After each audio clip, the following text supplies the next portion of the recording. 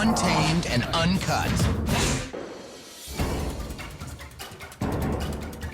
In the wild, lions are the most savage hunters on the planet. They crave red meat and eat up to 25 pounds a day. A 300-pound lion can easily take down an 800-pound water buffalo with a single swipe of his powerful paw.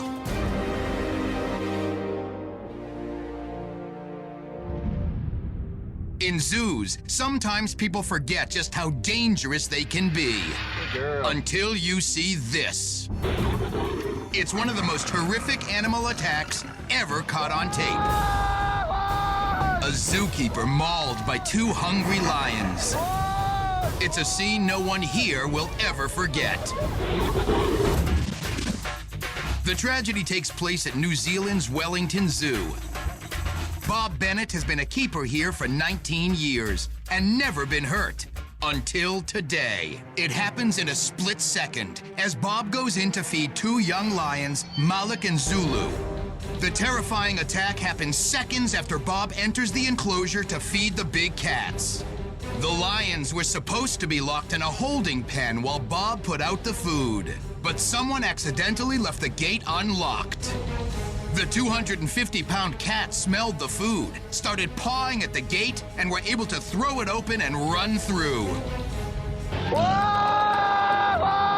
But why would the lions attack a peaceful zookeeper who had been feeding them for over 2 years? At first, it seems the lions are only interested in the red bucket of food, but a closer look at the video reveals the move that may cost Bob his life. It's right here. Bob simply trips. When Bob trips, he becomes vulnerable, and their animal instincts kick in. Fellow zookeepers are on scene, but they do not have a tranquilizer gun. They know if they go in the pen, they may suffer the same fate as Bob. All anyone can do is watch and pray, but it does not look good. Bob lays motionless as the lions stand over his body. The zookeepers are finally able to distract the lions long enough to pull Bob out and rush him to the hospital. Bob remains in the hospital for 3 days and undergoes multiple surgeries on his neck and face. But incredibly, he does survive. I didn't want to go. Too young to die. Now, in his first television interview since the attack, he talks about the day he nearly died. I could feel his teeth going into my shoulder blade, and for some reason the first thing that came into mind was, that's it, I'm gone. Bob believes he was spared because of something he was trained to do in case of an attack. Simply play dead.